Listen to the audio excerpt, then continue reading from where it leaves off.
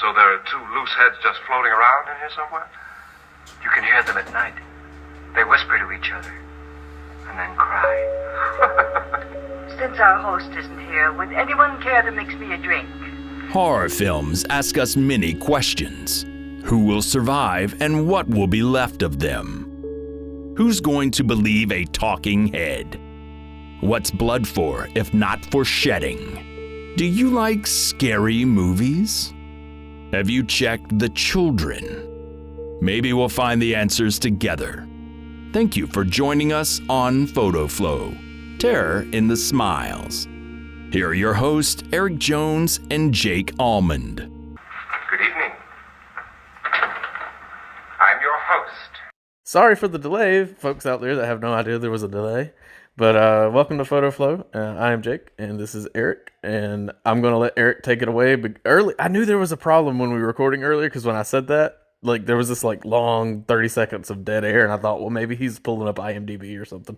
I didn't know what was going on. And then you just started doing the intro. Everything was cool. And then when I tried to say something, there was a long delay again. I was like, okay, something's going on. But anyway, go ahead, Eric. I'm sorry that you had to redo the intro again. No biggie.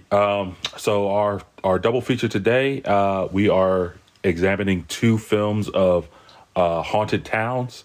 One is Salem's Lot from 1979, directed by Tobe Hooper. And we talked about Hooper earlier with the Texas Chain Saw Massacre, and 1980's The Fog, directed by John Carpenter.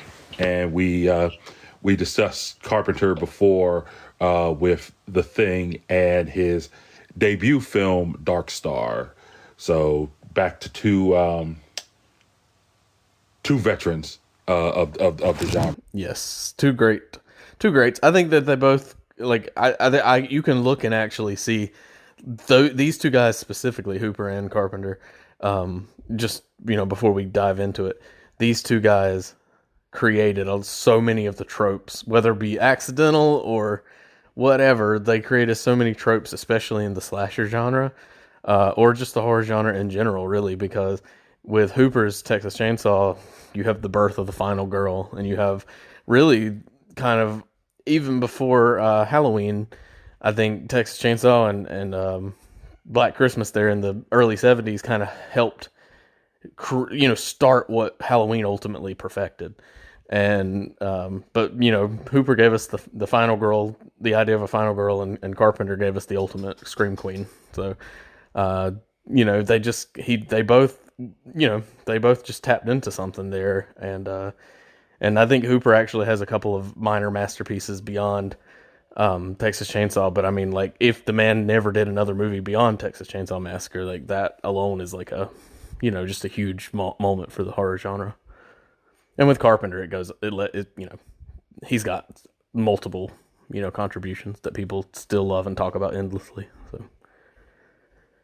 But I'm going to let you jump off wherever you want to, man. I think you had said something before our audio messed up. You had asked something about, did this and our previous Stephen King... That's right. Last week, last show, we talked Silver Bullet, an adaptation of a Stephen King story.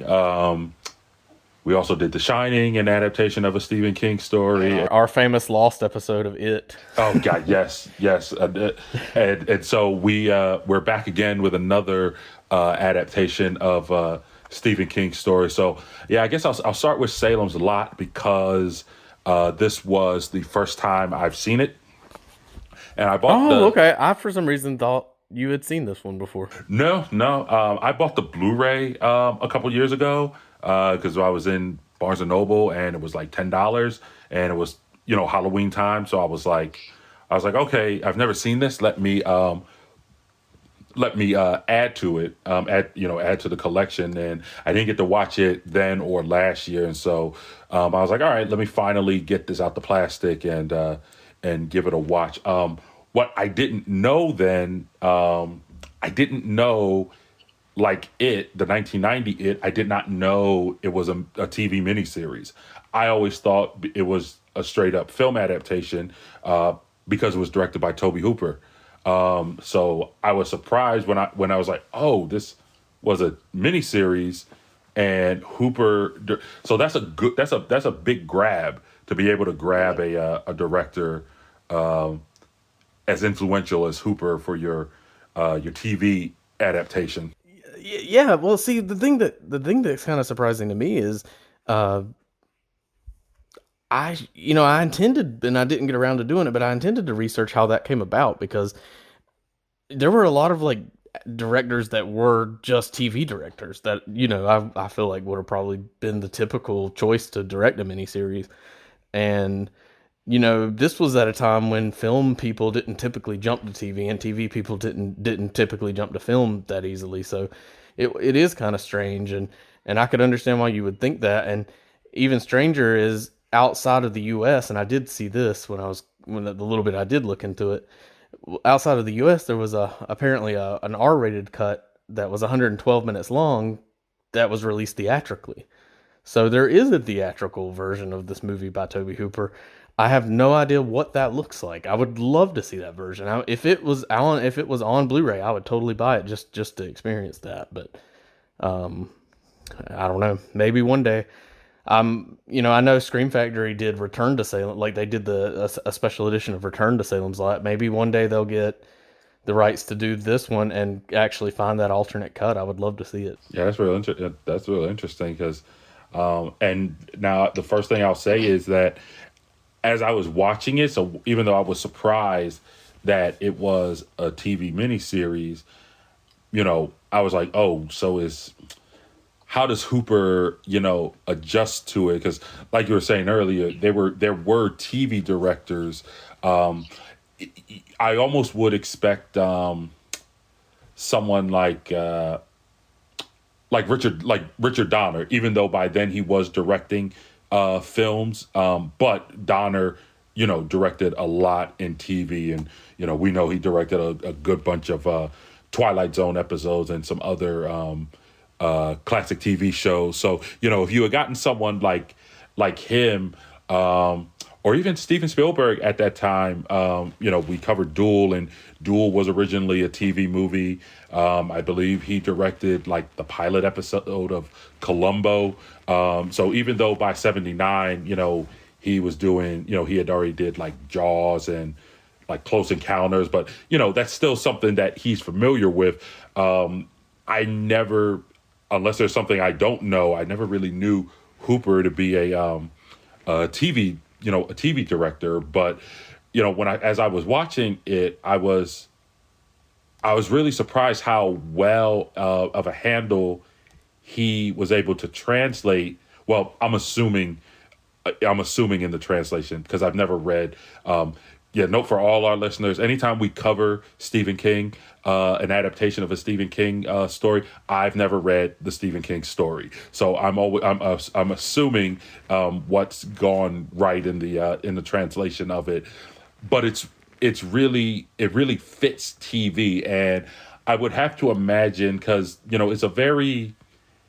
it's that for a 2-part miniseries. There's actually a bit of a slow burn. When we discussed it in the Lost episode, it is structured into 2 parts.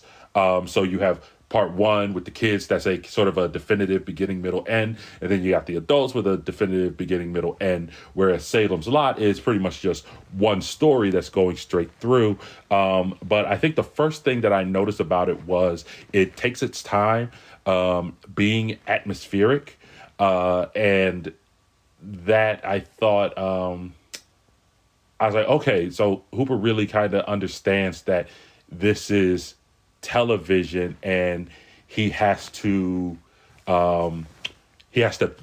pace it differently, not just in terms of just making sure that he's doing what he can to give the best adaptation of the story, but that he's directing it for the medium that he's in, in. And I felt he had a really great handle on that.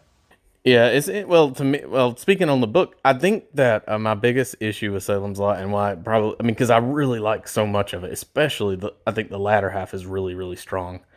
I think that my issue is even as a TV miniseries, that first half of the story just doesn't really have anything scary happening. Like, it's a horror film; it needs to be scary, and the book isn't like that at all. The book is like probably the book is probably Stephen King's best pay. I mean, somebody out there that loves Stephen King is going to disagree with this, but to me, uh, it might have my favorite, and it might be my favorite of his as far as pacing goes. Like, I just think that it's paced really, really well, and unfortunately, some of the stuff that's really disturbing in the first part of the book can't make it to TV.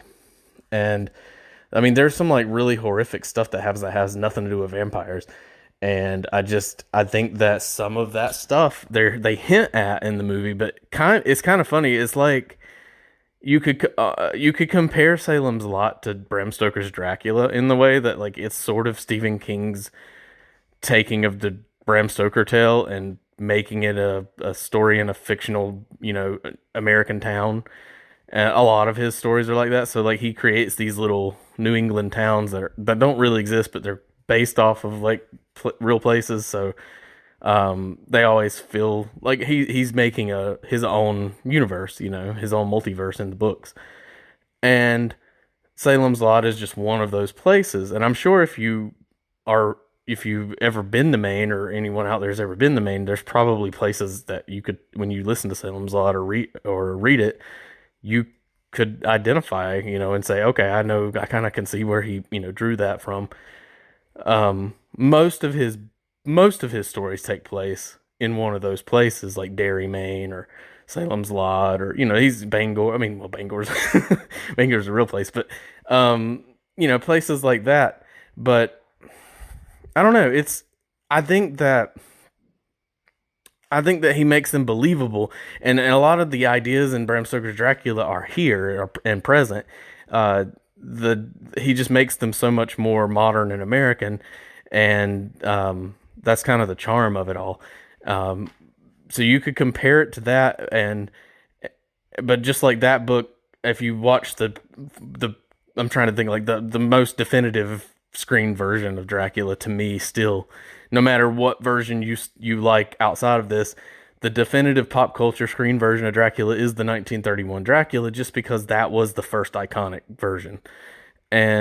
But yet they had to soften a lot of the scary parts of the book because they just couldn't, for one reason or another, get away with certain things. So Dracula doesn't have scary teeth, and they don't actually show him bite anyone's neck, and they don't show the baby that the vampires, like Dracula's wives, feed on and stuff. But there's some of that stuff is hinted at, and it's implied enough that the horror is still there, but it's definitely not as visceral as the book. And I think Salem's Lot could be, adequately compared to its iconic version, which is the Tobe Hooper movie that we're talking about. So I do think that the last half benefits very well because it's got most of the vampire action in it. And I think that last 45 minutes especially is just really solid. And it's got everything from like when the Glick boys come to the window and start feeding on the kid.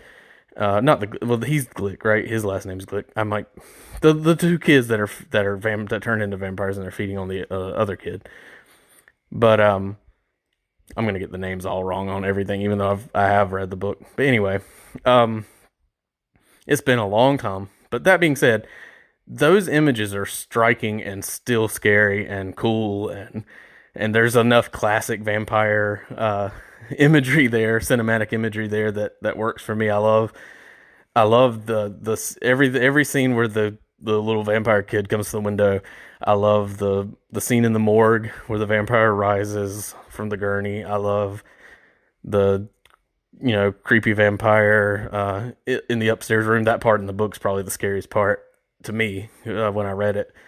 When he's in that guy's house or whatever, and he shows this crucifix and he falls back at the teacher's house and he falls backwards through the window. And that was great in the book, man. I mean, it's a little hammy in the movie just because he's like, but that's kind of how it's written. But in your imagination when you're reading it, it works. But he's like, the way he kind of hisses is a little bit like, okay, you could pull that back a little bit, but still love it. And I love how he's like, teacher, good stuff.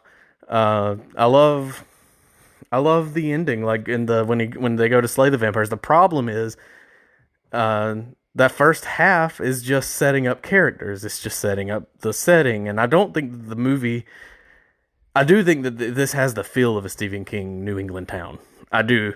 I don't think that like Silver Bullet necessarily did. It felt much more like a Southern town because it's filmed in North Carolina, and I think that maybe you can cheat some North Carolina locations for New England, but not. It just there's a certain light and a certain feel to the outdoor scenes in New England that you can't get in North Carolina. There's just a difference, and I do think that Salem's Lot does better with that. I think that my two favorite, as far as looks and atmosphere to a Stephen King town, would be this and Pet Sematary, which we will cover at some point in the future. And I don't necessarily think Pet Sematary is one of my favorites, but I just think they nailed the look of a Stephen King town. And I think Salem's Lot nails the look. But what it doesn't quite achieve is all the little things you know and find out about the characters and all their little, sins and everything that they're kind of covering up. Because one of the things I love about Stephen King is it's actually similar to what you and I were talking about with Halloween Ends. One of the things that it kind of brought to the table, which is dealing with the whole external versus internal evil. And I think that is one of Stephen King's greatest strengths as a horror storyteller is it's not simply just the boogeyman. It's all the, the evil from the towns itself that attract these boogeymen, and I think that the master in Salem's Lot is no different than Michael Myers in that regard. He's attracted to Salem's Lot because this town has some really messed up crap going on underneath the surface. Like when you drive through it, it seems like a picturesque, beautiful New England town, but there's like some real evil shit going on. And I think the book dives into that in the way that King can, but he's wordy, and I think it's hard to adapt that sometimes. Pacing wise, I just think that it has, like you were saying, same reason you said, it has a better pace for a film because you can jump back and forth between the two times, and also just I think that it's just a punchier script for television maybe, whereas Salem's Lot is more of a slow burn, but once it gets going, it's great. I think that there's a better movie in this edit though. I think that 3 hours for anything is a hard watch unless it's got really good pacing, and that there's probably a good 30 minutes at least, maybe 45 minutes that you could probably cut from this movie and still tell the story. And there's just so many moments that just linger for so long for no reason. You cut all of those out. And I usually like lingering shots. I love the original cut of Alien. I don't like the punched up director's cut of Alien because I like those long shots in the hallways and stuff. But this movie suffers a lot in that first hour. And once you get past that first hour, I was trying to think, was there a spot that you could just skip to? Like watch the opening and the credits and then skip to watch this movie and still understand everything? And I guess I'd have to watch it a couple more times to figure that out. But I was thinking, I really do love so much of the imagery of this, but there has to be a definitive way to watch this movie without having to spend 3 hours with it, because it's just not it's a 4-star movie, but it's really brought down because of that really severe pacing issue in the beginning. And please, I mean, look, I don't mind. I love old slow burns. I really do. I just don't think it 100% works here. I see. Me, that's just. I'm with you. I'm just I'm on the you like the back half, and I agree. The back half really does sort of ramp up in terms of the story and just the general action of it. I actually found myself in kind of enjoying the slower front half. I liked the idea, like how it actually kind of merges two horror genres. You have the vampire stuff, which kind of really takes over the back half, and then the front half is kind of like this haunted town, haunted mystery, haunted house type deal. Yeah. And I actually found myself kind of really engaged with that. And then like once the vampire stuff kind of kicks in, then I'm kind of like, oh, you switch gears here. But because I kind of enjoyed that front half, as the back half went on, that's when I was kind of like, oh, okay, I'm kind of drifting out a bit. That's funny. Hooper's, like you said, now Hooper's direction and the all the like the production design and all that, it's fantastic. But yeah, because yeah, like as I was watching, and then every once in a while I'll check, especially when I know it's a longer film. I will pull up like to see where I am in the runtime, and I think there was one point there was still like 35 minutes, and it felt like everything was beginning to resolve. And I was like, well, goodness, if everything is resolved and it's still like 30 minutes here, what else? You mean after they spoiler alert, like always, but after they slay the master? Yeah. It just felt, and it might even have been less time than that, but it just felt, I was like, oh man, there's still, because then I totally forgot that it opens in the present. It opens in the present with Mears and I forgot the kid's name that fast, but I'm terrible remembering these character names. Something I will say, one thing that I will say that's really good for this movie, regardless of how the first hour plays out, is that the acting is solid. Like the performances work. I don't necessarily think that David Mears, right, David? I don't necessarily think that he as a lead character in a film is that interesting, but I really liked him in the book. It's kind of weird. It's like I don't find him as interesting as some of the other people in the movie.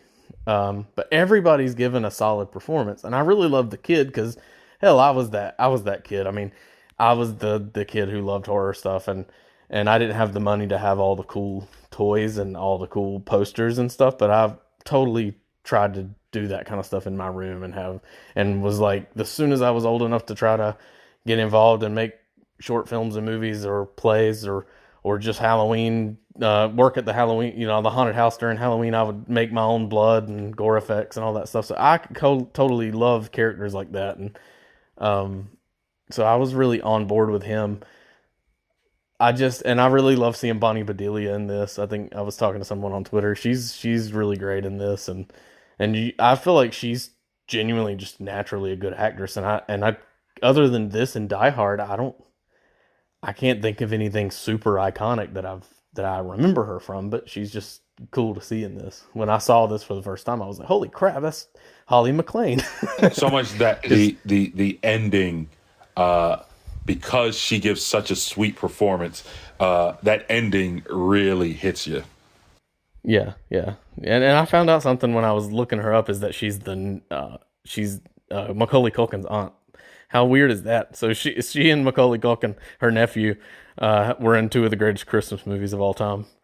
I prefer my vampires demonic. Like, I loved how in The Lost Boys they were so evil looking at the end, and I love like Buffy. I love the way I feel like Buffy borrows a lot from Lost Boys, but it also borrowed some from Salem's Lot. Even the way they sort of decompose after they get staked in this reminds me a lot of Buffy. Like how in Buffy they completely dust, because that was more for TV. Like, hey, we don't have to have dead bodies laying everywhere. If we could kill like 4 or 5 vampires in a scene and they dust, and we can pretty much do that special effect really cheap, and that's pretty much why they did it. But I always liked that idea, and From Dusk Till Dawn does that as well.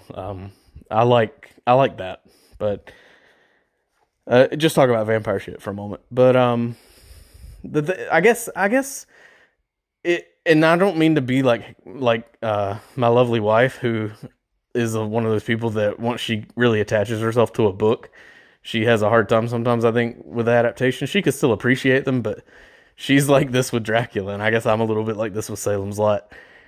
there were just some really scary, cool ideas in that book that they did not do in this movie, and I know why they couldn't do it, but I still think that, man, how cool would it have been if Tobe Hooper could have done the R-rated movie? You know, That's what I was thinking. Like, since we were discussing it, I didn't want to. When I logged it on Letterboxd, I didn't want to put too deep of thoughts into it because I knew we'd be discussing, and I didn't want to spoil any discussion points for the show. But that was my one. That was my one thought. I was like, if only Tobe Hooper could have given this his Texas Chainsaw treatment. yeah, because his direction is solid, his editing is solid. Like, oh, I mean, I don't know if he edited it, but I'm assuming he was involved. I mean, his editing in Texas Chainsaw Massacre is like masterful. Like, that's part of what gives that movie its power. It's just like Psycho in the way that, and we've already talked about Texas Chainsaw, so I'm not going to keep talking about it. But I'll just say it's almost like Psycho in the way that the editing makes it seem so much more visceral than it really is. And I think there are moments in this movie that seem pretty great or pretty strong for a 1979 TV movie. Like it doesn't necessarily pull its punches. It's just that it avoids all certain story points that, and maybe only has like one or two lines of dialogue dedicated to certain story points from the book that I think were honestly the balance to the vampire stuff. Like the scary thing in that, what made that book scary was some of the human, normal everyday stuff that can really happen that balanced out the horror with the vampires. And it kind of helped give the idea that this is what manifested Salem's Lot to being what it is. And I think that the full thesis of Stephen King's original story, it's even in a 3-hour TV movie, it's a little bit lacking because they didn't quite go there. Like, did you get the sense as a first time viewer without having read the book, did you get the sense that the town was corrupt and evil? Other than like the one guy who's cheating on his wife, or the one wife who's cheating on her husband and stuff like that. I mean, did you get the sense that it was a problem with the whole town? Not really. The only reason why I somewhat, I guess, would have leaned towards suspecting something is just because Mears. And again, you had mentioned earlier how he may not be the greatest of a lead character. This was my thing. It just seemed like he knew everything that could be going on. He was from there, and yeah. So I didn't. I think that's a problem in King's book, though. That's sort of, he always gives these characters, and they're usually like an author, and they have this knowledge. Yeah, I mean, I think that might be a shortcoming of the book, although I'd have to read it again. Yeah, so like I guess I was like, okay, it seems like you're teasing that, but again, and it was interesting for the fact that it's a 3-hour miniseries, that it didn't, and for as much time as it takes, because it's not like it doesn't take its time, that it really didn't, it didn't fully, like you said, it seemed like it hints that it goes there, but it never really says that it goes there. Man, make this a 3-night miniseries instead of a 2-night miniseries, and adapt the book a little bit more, and you have a genuine masterpiece, and actually keep it as a miniseries on Blu-ray instead of editing it into a 3-hour movie. I'm still thankful to have it, and I've enjoyed it both times I've watched it. So anyone listening, don't take it out like that I hate this movie. I gave it 3 stars. I still consider it a strong film. I just, there's some stuff like with the mom and the baby in the book that genuinely disturbed me. There's just no way that they could do it in the movie, but there's certain images, air quotes, images from the novel, just imagery from the novel's descriptions, that stuck in my mind of being like, man, this is genuinely and I never really was scared by vampire stuff, but that there's something very unsettling about the book. And another character that kind of gets shortchanged in this is Father Callahan. And he was never like a huge character, but he really only has that one big scene in the kitchen with the kid's parents. When what's the vampire's name? I always call him the Master because that's what his familiar calls him. But basically when the master vampire shows up and smashes the kids' parents' heads together and kills them, like that seems like really the most we get from Father Callahan's story, which we don't get a whole lot more because in the book he flees Salem's Lot. He basically is exposed as having lost his faith and all that. But, and there's no way Tobe Hooper could have known this in 1979, but Stephen King revisited that character for fans of Stephen King novels. Everybody knows he's basically got a multiverse, not any less complex than, maybe a little less complex than Marvel or DC, but it's still kind of the same principle. A lot of his novels connect. And the main linchpin to the whole universe is the Dark Tower series. And in the fifth, I believe, Dark Tower book, I can't remember now, it's been so long since I've read them, but you get a little bit of a sequel to Salem's Lot within that book, because Father Callahan is one of the main characters in those last two Dark Tower novels. So you actually find out what happened to him after the vampire basically, grabs the crucifix out of his hand, and he flees. He flees like a coward, and it haunts him for years and years and years. And I don't want to give anything away, because anybody out there that likes to read, definitely check out the Dark Tower series, because it has more highs than lows. I really love that series. But anyway, so King did revisit that character, and I believe he even had a short story about a group of people who got trapped in Salem's Lot during a blizzard, and it was just a short story, so it was a little mini sequel there. But I mean, the thing about the book too is that there was more details about the house, which was kind of like a haunted house thing. Ben Mears had that experience when he was a child in that house, and and that whole idea of is a house evil, or could a structure be evil and draw a greater evil to it? That I feel like was Stephen King. I said Stephen King drew a lot from Bram Stoker's Dracula, but I feel like that particular aspect draws a lot from the novel The Haunting, which has a great Robert Weiss film and was most recently reimagined for Netflix by everybody's name's leaving me, but the most recent Haunting of Hill House and all that is I would say,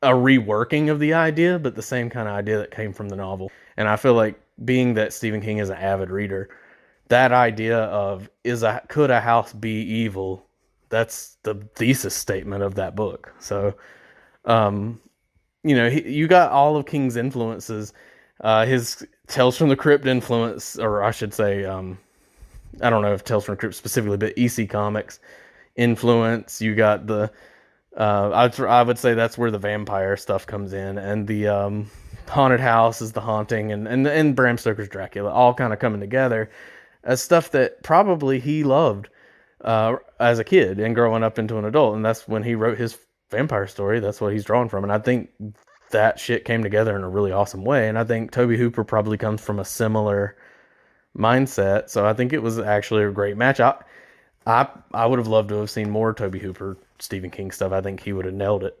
But I do think that there is more to like in this movie than there is to dislike. I just would have loved to have seen the pace pick up a bit. There are some things that they could have done a little quicker. There are some things they could have added back in, but that's neither here nor there. It's still very much worth watching. Yeah, I totally would agree. Yeah, it was. Like I said, it wasn't for me for a first time. It wasn't a bad experience or anything. I did quite enjoy it. It's just, like I said, the only difference was for me, I kind of enjoyed the little bit of the mystery building of the first half, as opposed to the back half. But yeah, still, like I said, I just wish in an alternate universe, Tobe Hooper directed this for movie screens, and it was able to kind of get the aesthetic and the what things that had to be cut because the book couldn't really film them. There's an alternate universe where that happened.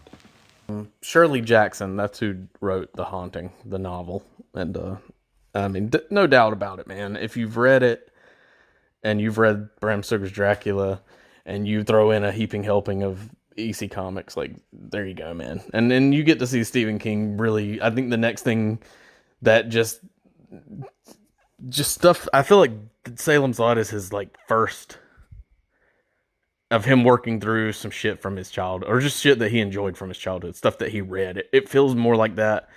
I think this, even more so than like maybe The Shining, and which I think is very specifically about something he experienced as an adult. I think Salem's Lot is very much him bringing all the things that he loved and what got him into writing horror novels in the first place.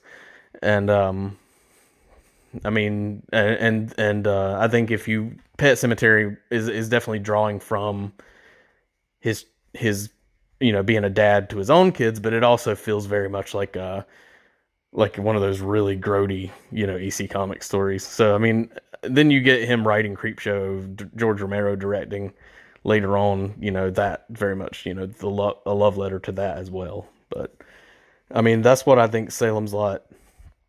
And I think that's why Salem's Lot and Tobe Hooper was a great match. I think Tobe Hooper is underrated in that he can capture non-Hollywood horror. Like, it doesn't feel like a shiny Hollywood production. The actors they all feel like real people. I think even Bonnie Bedelia and the main guy, like, good-looking people, but they don't look like movies. I mean, they don't. I don't mean this in like a bad way. They don't look like movie stars. They look like real people, and they're really good actors. But they're more like what you would get like in a down to earth, more salt of the earth type movie. Not maybe what you would get if this movie was like a huge budget Hollywood production. Like if it had been made for theaters, maybe the actors would have been different, and it might not even be as good. Like maybe they would have the horror, maybe they'd have more gore, but it might not have the same performance. It's really hard to say. Like, you never know what you're gonna get. So maybe just I like it a lot, and I'll definitely revisit it. And time may be kind to it as far as on rewatch some of these things that kind of bored me this time around with that first hour. The one storyline that I thought was really riveting was the wife cheating on the husband, because I thought those scenes were like really intense.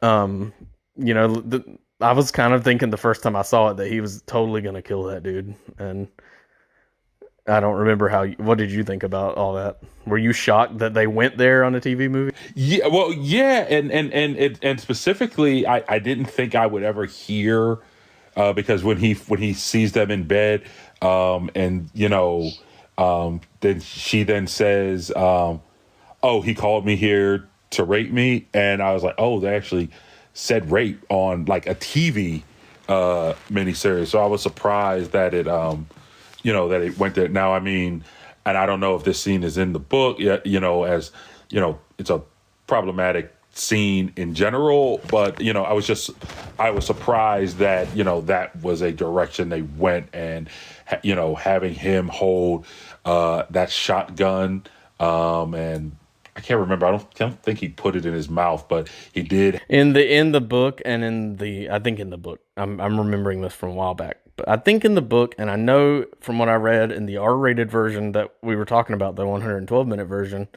apparently there was an alternate shot of him putting the gun in the mouth instead of having him press it against his face. That's okay. Because even something like that, you would imagine. And I think there was another scene. I'm thinking I'm remembering it from that. I'm hoping I'm not remembering this from another movie I was watching. No, I think I'm pretty sure it was that. They were talking about two women, I believe, were talking about Ben Mears, and they were like, oh, he's an author, and he wrote about, his last book was about two men, and someone was like, not one of those. It was kind of funny, but I was like, but I get it, but just the, you were at a point now where you could imply that. I mean, I know the 70s aren't the 40s, and believe me, it's no, we talked about Rope for our first episode, despite the fact that movie was from like golden age Hollywood, but that movie really kind of doesn't hide its Hitchcock loved doing that though. yeah. But it was kind of cool that I was like, oh, they that was interesting. They were able to kind of slip that in. So the like some of the censorship rules were, I guess, beginning to lax up a little bit. Yeah. Well, it's interesting too, because going back to Father Callahan, without giving anything away, like when he leaves Salem's Lot and goes to, I can't remember if he went to San Francisco or wherever he goes.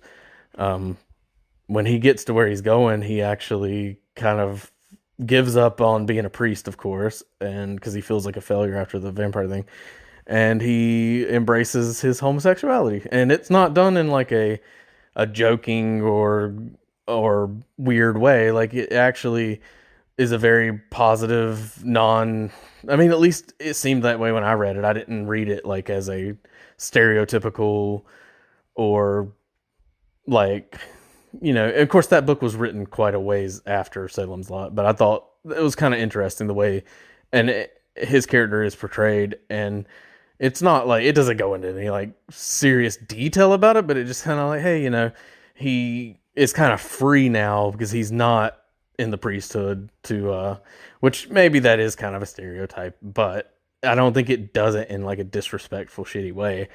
And his character's really interesting, man. Like that, I was like, man, like, so watching this movie is kind of trippy because I know where that character ends up, and I'm like, he's just a blip in this movie. And I'm just kind of like, oh, come on, there's more to it. The Father Callahan character, that's an interesting ass character. Like, I would love to see, I do think that there is a Salem's Lot adaptation. If anyone ever figured out how to do the Dark Tower series as a film franchise, that there is a Salem's Lot adaptation that could work within that, kind of like the Conjuring universe. There's a Salem's Lot adaptation that would work within that framework that could draw from this imagery in this film, even, because I do think that stuff's held up well. It really has that classic vampire Nosferatu, kind of enough of the old classic, like going all the way back to the silent era, vampire imagery, married to like a little bit more of a modern, take on it. And one of the things the book does very well too is and one of the things the movie does too, I'll say, but it does it well, but doesn't do it as well as I would have liked. And I do think they could have done this, and I'm not trying to criticize this movie too much, but we always end up loving everything on here, so I'm going to criticize a little bit. The way vampires and the way they almost spreads like a disease in this version. And I know that's been done in some other movies too, but I really liked how it was done in Salem's Lot. And I do think that you get a little sense of that, but what you don't get when they speed through is like the whole town is decimated by this, almost like a plague. And you get a little bit of hints of that. It almost does kind of take on the feel of an apocalyptic thing, but man, that all happens in like you were talking about, the last 30 minutes. It feels like they sped through all of that. Yes, because when that happened and it was like the entire town is like empty, I was like, I'm sitting on my couch and I'm just like, did I look at my phone was I looking at my phone for like 30 minutes or something? Because it's like, it's really his jumping off point to like something bigger, like The Stand. That really is like, he goes there, but in Salem's Lot before he does that in The Stand.